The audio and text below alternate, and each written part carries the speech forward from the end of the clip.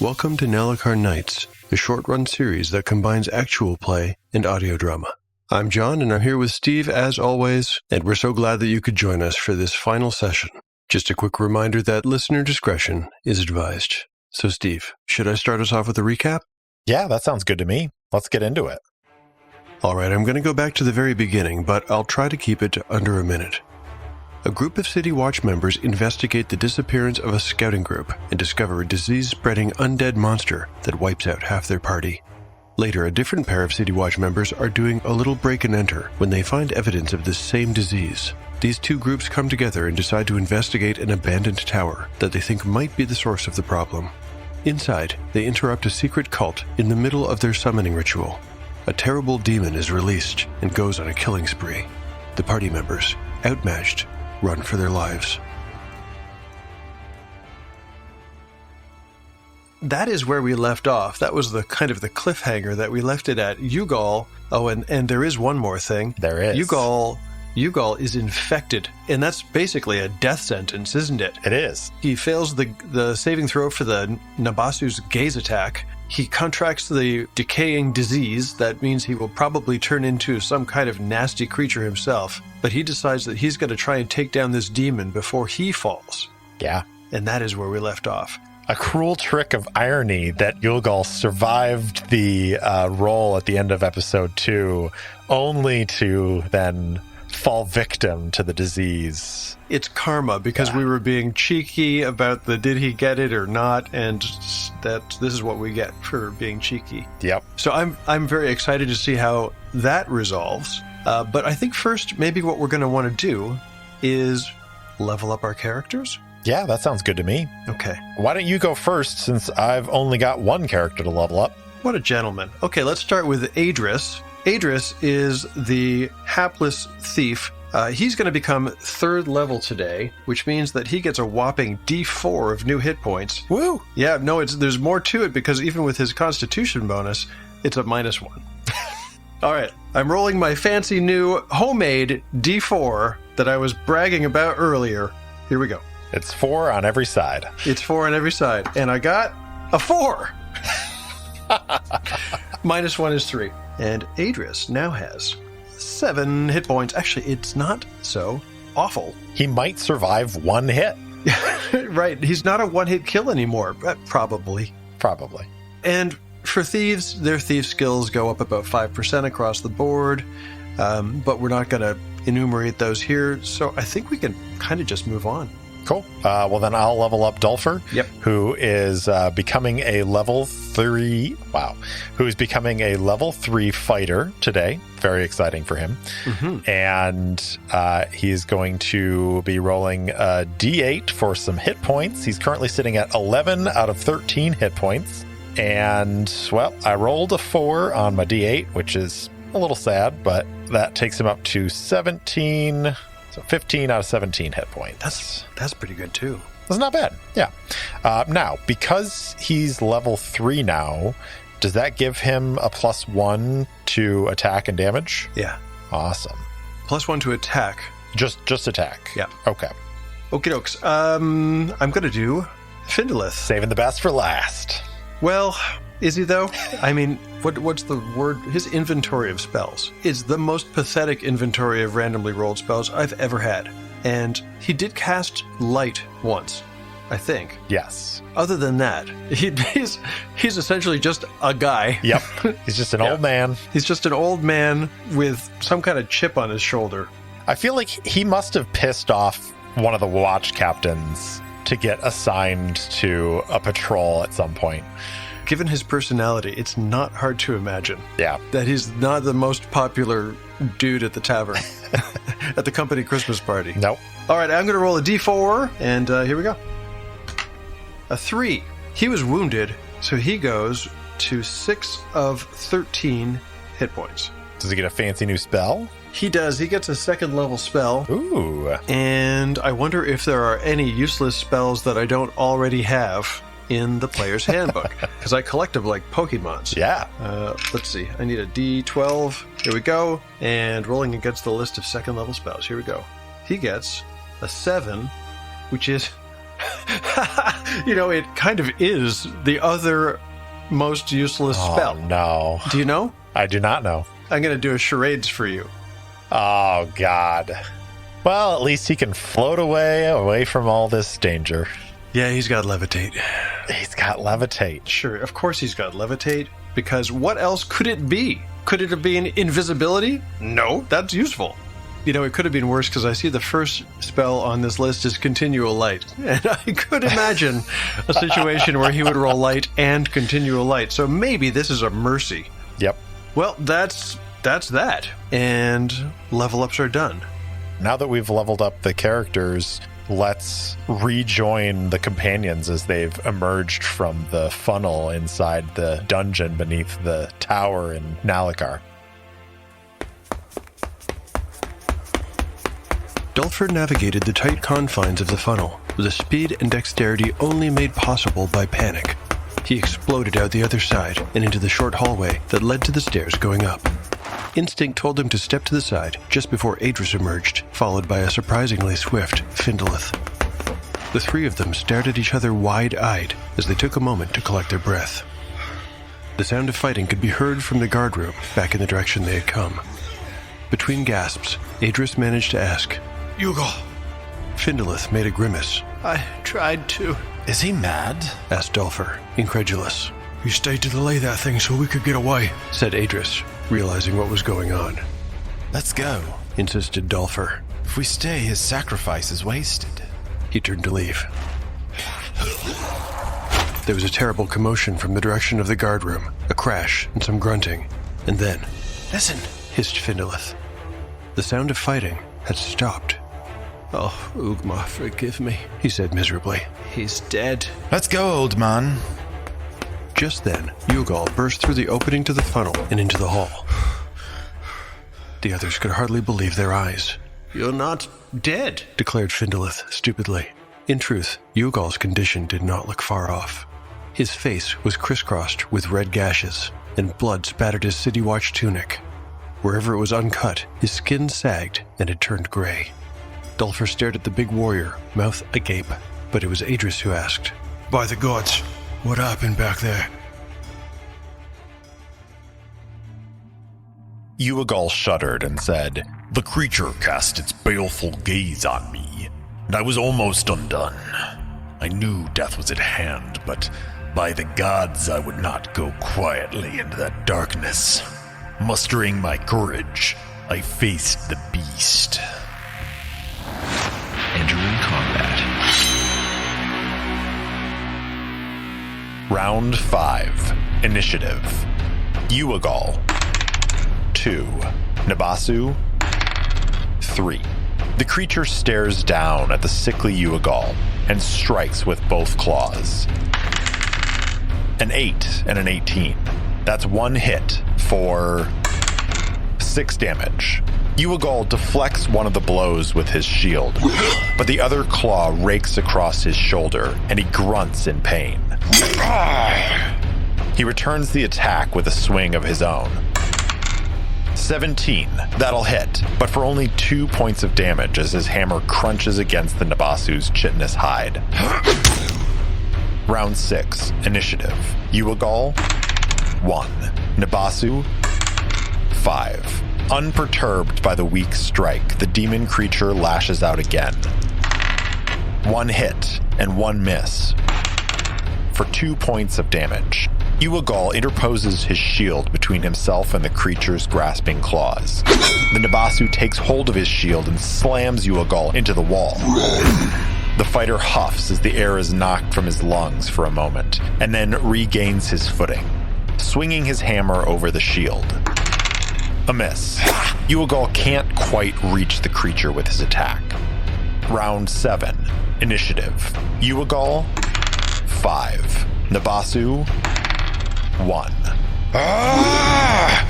With a roar, Uagal wrenches the shield free of the creature's grasp and steps forward with a powerful uppercut. But the weakness that is beginning to fill his limbs causes him to stumble, and the creature bats his hammer away effortlessly.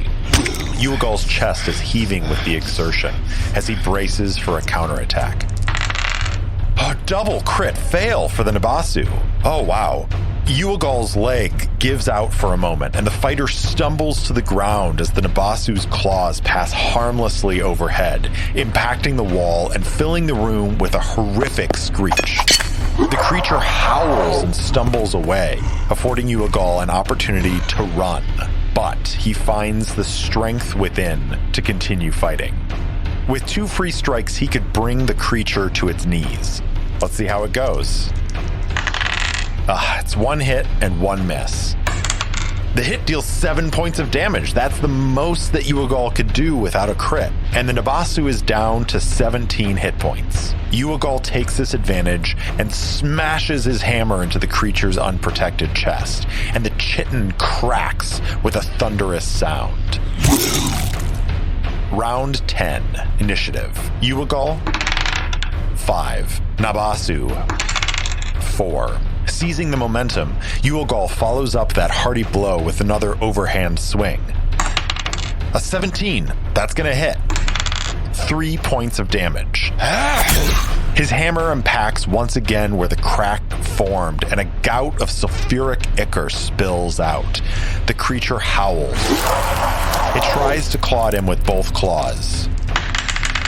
2 misses. The creature is almost panicking as its blows are wild and easily avoided. Round 11. Initiative. Uagal, 6. Nabasu, 5. Uagal swings again. That's a miss as the creature dances back from the fighter's blow. It's the Nabasu's turn. This creature is below half its hit points, so it really should make a morale check. There's almost no way this creature is going to withdraw, but let's let the dice decide. We'll give it a morale of 9. So if we roll a 9 or below on 2d6, it will remain in the fight. That's an 11. The creature is wounded, and perhaps it remembers it has tasty morsels in the summoning room to consume and recover its strength on. So, in a twist of shadow, the Nabasu retreats.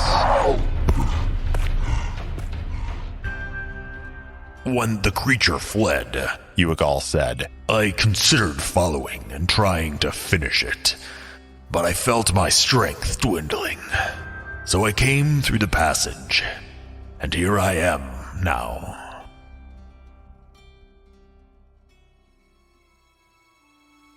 Apparently, Uagal's not dead yet.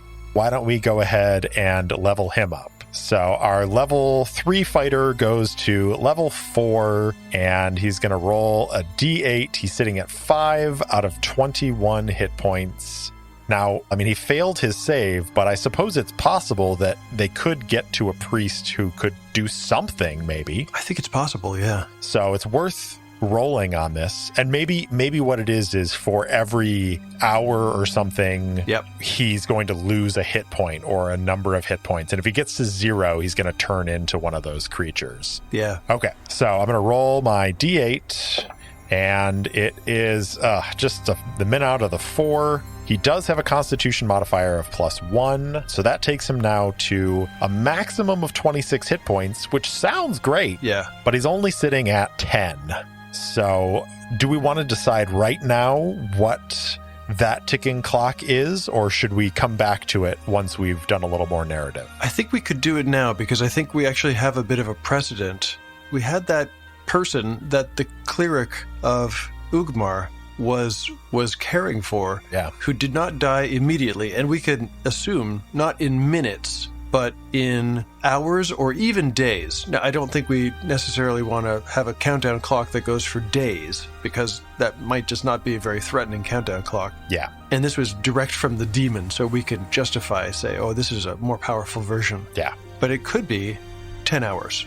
Do we want it to be every interval you lose 1 hit point, or do we roll a die to see how many hit points? Yeah, let's just say he loses a hit point every hour. Okay. Yeah, nice and simple. Yeah. Cool.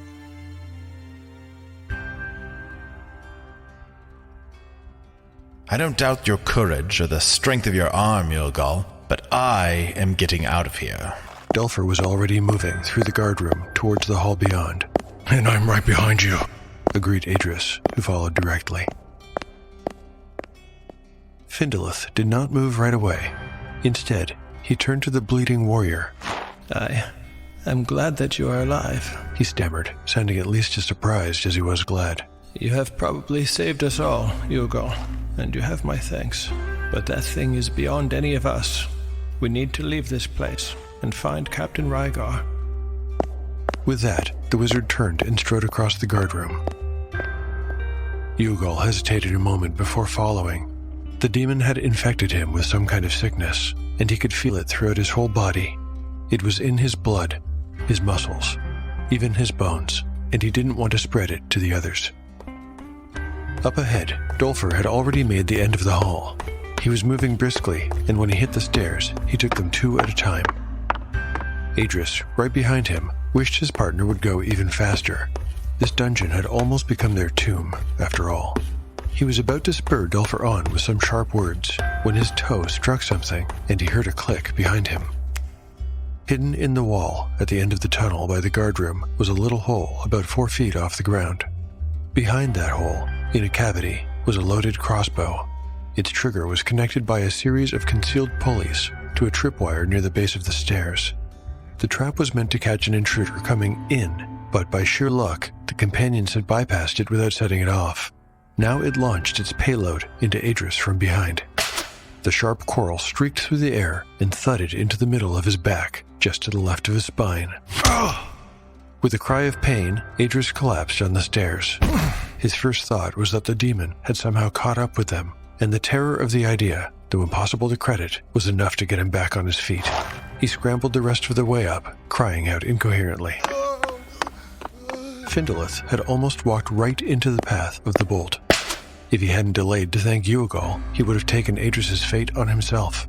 Instead, the missile zipped by him at eye level, uncomfortably close to his face.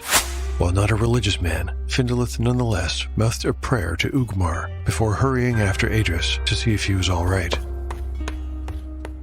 Yugal followed at a short distance behind. I don't know why, but I feel like Idris deserves to get shot. He's never been harmed, this guy. That's why I feel like this is comeuppance. Yeah, it is his comeuppance. We'll say that it's going to be like a d6 of damage. Okay. All right, here we go. Rolling by d6, and I'll pick the one that has only 1s on it. A 3. Now, Steve and I were talking earlier, and we thought that some of the listeners might have thought we forgot about that arrow trap. We did not. No. We remembered about that arrow trap, and poor old Idris pays the price for our good memory. So now, this brings us to the point where our party is about to escape this dungeon, but another callback from the last episode, there was an urchin who works for the Tawny Owls. Yep. And he ran to report the invasion that was happening in the Tawny Owls' territory. That's going to have some kind of consequence, so there's a pretty good chance that by the time our PCs get out, there could be somebody waiting for them. I agree. Should we make an oracle roll for that? I think that's probably the way to go. Yeah. All right. 50-50? Do we think it's likely? I mean, I think it's likely. I think it's, very likely.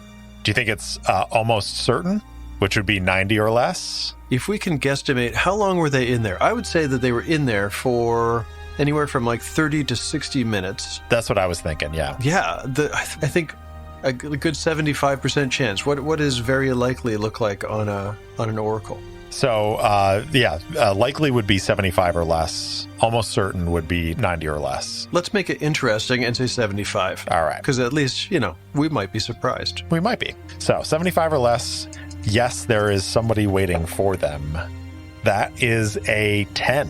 There's somebody there. There's definitely somebody there. And not friendly. No.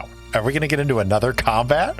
Well, we're going to get into another conflict. Yeah. But it doesn't necessarily have to end with violence. It doesn't. Especially given that there's an infected Yugal the Breaker about to rush out Yep. That could change the dynamic of of a meeting. It could.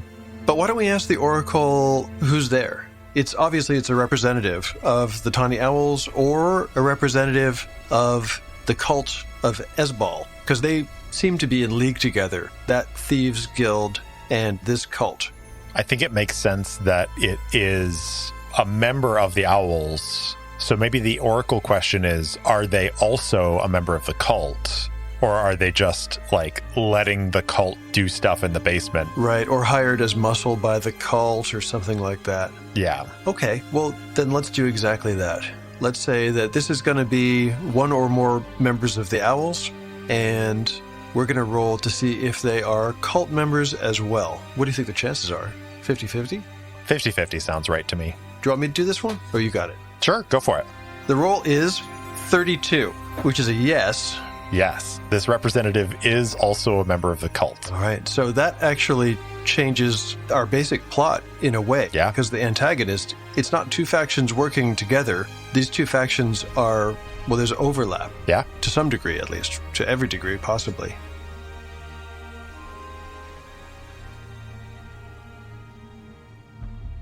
Immediately after the deadly bolt streaked past his face, Findolith heard a yelp of pain coming from the end of the hall. The old wizard slanted his body into the passage without actually stepping in to see what was going on. At the end of the hall, crawling up the steps, was Adris. He had a dark spot on his back, with something shiny and metallic sticking out of the middle.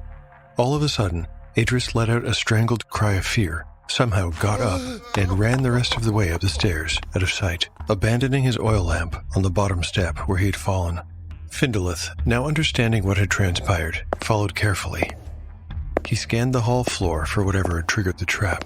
He only saw the wire because of its proximity to Adris's lamp, and because it was still vibrating since being struck. It was simple enough for Findolith to step over it, picking up the lamp and pointing out the hazard to Uagal a little distance behind him, before he went on. The wizard cursed under his breath. They needed to reach Reigen quickly. If the demon they had left behind them somehow found a way to escape this place, all havoc would break loose in Nallukar. With a bitter smile, he recalled his own words. I do hope this is not a waste of time. I am glad you didn't go running off to Reigen, though. Well, that would have been quite an embarrassment. If they had informed the captain right away, this would not have happened. That made this problem his fault, at least in part. He was expected to be the leader and the voice of reason in this group. When he reached the top of the stairs, neither Dulfer nor Adris were there. The two men must have run up ahead. Findolith set the lamp on the top step, then passed through the door Uagal had previously broken through.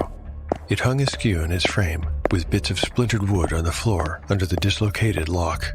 There was a little blob of wax on the floor too, knocked free of its home hidden behind the handle, though Findolith missed this detail.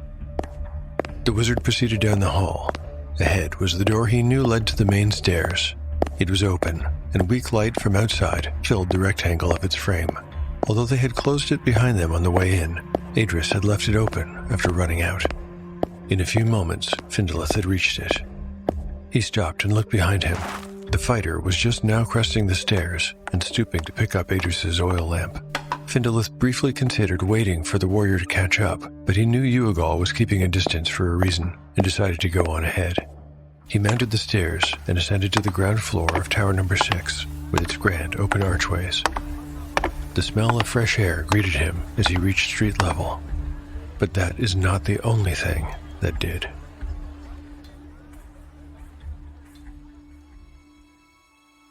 So the party rushes out into sunlight. They are terrified. There's a sense of urgency. They got to go and get help, right? They're going to get Commander Reigen, I guess is probably their first thought. Yep. And as soon as they get out there, is it going to be kind of like, oh, Mr. Bond, how good of you to come? Is it going to be one of these situations, or is it an ambush? Is there a third option there? Okay, so that third option, that eluded us, and it's something that we talked about in emails and in DMs for about a month. Yeah. Without getting that answer. What is that third option until just recently where we think we've got it? Yeah. We hope we've got it. In the meantime, we did sort of come up with the who are they going to meet when they get to the top of the stairs. And did you want to describe that person? Yeah, sure. So we have named this individual Elder Gilland Hiley. He's a male human. He's towering. He has ritual scars all over his body, although probably most of those scars are not visible to the, random citizen walking down the road. Right. He probably has this like great cloak that's thrown over his shoulders, but I kind of imagine him having, these like pants and, maybe he goes bare-chested when he is not, out on the street, so as to like have access to those ritual scars. But the other things that we know about him are that he's scheming and slightly cryptic. He is a member of the Tawny Owls, and he's also a cleric of Esbal. Okay. So this is the person that is kind of waiting for them when the party runs up the stairs, and the party is in bad shape. Yeah. We've got Adris, who's got a crossbow bolt sticking out of his back. And we've got Dulfer, who's just hightailing it. Findolith, who's trying to negotiate all of the stuff that's going on. And, of course, Uagal, poor guy. He's dying. He's dying. He's in desperately bad condition, and he's basically got the Escape from New York clock attached to him, right? Where it's like, if he doesn't figure things out in about 10 hours, he's a goner. But I think at this point, we can actually set aside these characters and say that they are going to dash up the stairs and then hightail it directly to Commander Reigen to report that there is this terrible thing on the loose, but for now contained, and if they act quickly, they can get it. Yes. And I think because of that, Elder Hiley probably sees them emerging from the ruin, but is not interested in stopping them. And I think probably it makes sense, kind of like we talked about, that the reason that he doesn't want to stop them is because he can see Uagal's condition. Yeah. And like, why would he want to stop the spread of his master's fell disease? Exactly. So yeah, he's going to put two and two together. He sees this big warrior emerge, clearly infected. And I think he's going to understand that the demon has been released, that the ritual has been interrupted. And so his first inclination might be to think, oh no, our plans are ruined. But I think there might be a second thought where he realizes that there is actually something that he can do to kind of achieve their goals, if their goal is to unleash this demon on the world. And his problem now is that, it was unleashed too early and it's kind of trapped in this crypt. There is a solution, and this is kind of what took a month to figure out. Yeah. At some point, I went back and I reread that monster description. And we'd talked about it earlier, that this is a demon that the more souls it consumes, the more lives it takes, the stronger it gets. And I hadn't read about it the first time through, but on the reread, I noticed that there's a line in there. Upon reaching maturity, Nabasu gained these additional spell-like powers. Summon 2 to 5 ghasts once per day if on the abyssal planes, energy drain, etherealness twice per day, paralyzation within a 10-foot radius once per day, regenerate up to 20 hit points per day, silence with a 10-foot radius once per day, teleportation, and vampiric attack. Oof. That's terrifying. And it's that third option I think we were looking for. This guy, Gilland Hiley, Elder Hiley, understands that there is something he can do to give the demon this power. And it's not maybe what his original plan was, and it's maybe not the easy road for him, but I can imagine that when he sees these, City Watch burst up the stairs, understands what's happening, his first inclination might be to interrupt them, stop them, challenge them, but he quickly makes the decision to hold back and let them pass, even let them go and report to their commanding officer if he understands that's what's going to happen. And then he goes and does something he never intended to do. 3 figures stumbled out of the abandoned watchtower, almost breathless. Elder Gilland Hiley stopped walking toward the entrance and gestured for his acolytes to halt as well. These men, dressed in uniforms of the City Watch, were surely the ones the boy spoke of, who had penetrated the sanctum hidden beneath that particular tower, though, according to the boy's eager report, there had been 4. Elder Hiley yearned to know what had happened in the depths beneath the tower. These men seemed injured, frightened. Had they come face to face with Ezbal's avatar? Uncertainty warred in his stomach. Surely they couldn't have defeated the creature. But how then were they yet living? City Watch or no, he had to stop them from leaving this place. He gestured to his acolytes to prepare themselves, but before they could respond, another figure emerged, larger than the others, but sickly and pale. The man carried a shield and a hammer that hung loosely in his hands, and he looked barely able to remain standing. Highly recognized the corruption of Ezbal on an unbeliever, and he gestured for the acolytes to stand aside. As Tawny Owls, it wouldn't have been their first tussle with the Watch, but Elder Hiley was both a cleric of Ezbal and a leading member of the Tawny Owls, so the acolytes released their weapons and waited. The 4 figures conferred for a moment and then hurried away from the tower, no doubt running toward the barracks to report what they had seen to the Watch Commander. It would take them time to reach it and explain, so Hiley waited for them to pass and approached the open door, bracing himself for what lay ahead. Elder Hiley led his acolytes toward the summoning room, where the stench of death still lingered. He had known almost immediately the other priests were dead, but their sacrifice was nothing if the Avatar had been destroyed. He could barely consider that possibility after the years of preparation he and others had invested into this endeavor. As he crossed the threshold, his eyes swept the dark room. At his command, light sprung to life near the ceiling, the blood-red illumination mingling with spatters of gore covering the floor and walls. Something moved in the back corner, and a low, guttural sound issued from the shadows. Hiley's heart soared at the sound, and he quickly loosened the belt around his robe and shed it, casting it to the floor. His acolytes followed suit, and the red light bathed over the ritual scars on their bodies. From the shadows, the twisted form of Ezbal's avatar emerged, holding a priest's arm in its claws. Hiley could see where the Watch members' weapons had scored the creature's hide, but those wounds were healing quickly. The avatar snarled at him, but Hiley touched a sigil on his chest and spoke a word of command. The creature watched him intently for a moment, then bowed its head and continued consuming the arm. Within seconds, it was gone. Hiley could feel power radiating from the creature, but it was still weak. The summoning had been interrupted, and it needed to feed more to leave this place. Turning to his acolytes, Elder Hiley said, Each of you has sworn to give your lives in service to Ezbal.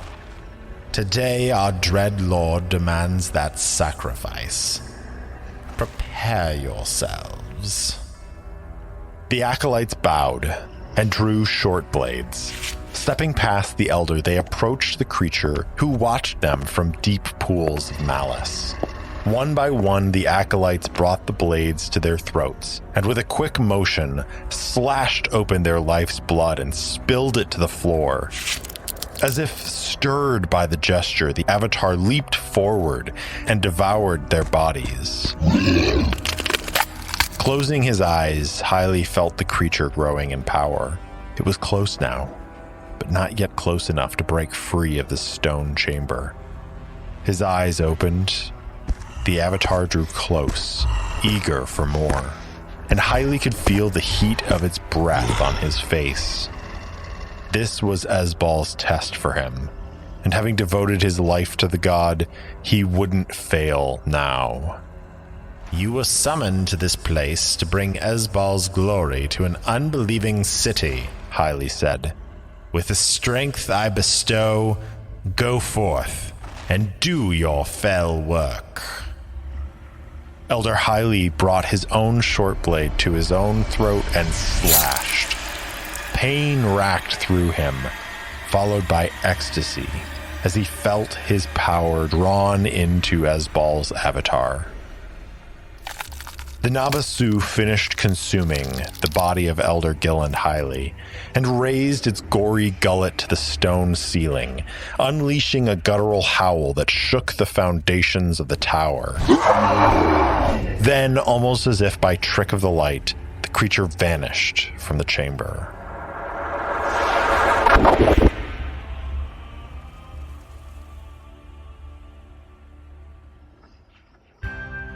Dusk began covering Nallukar as the bustle of the city quieted down. Shops closed and people made their way toward their homes for the evening. Taverns across the city filled with patrons ready to drink away their cares. In the barracks of the city watch, 4 members of a patrol explained the horrors they saw in the tunnels beneath an abandoned watchtower to a concerned watch commander. And on the other side of the city, in some remote corner of Nallukar, screams pierced the air.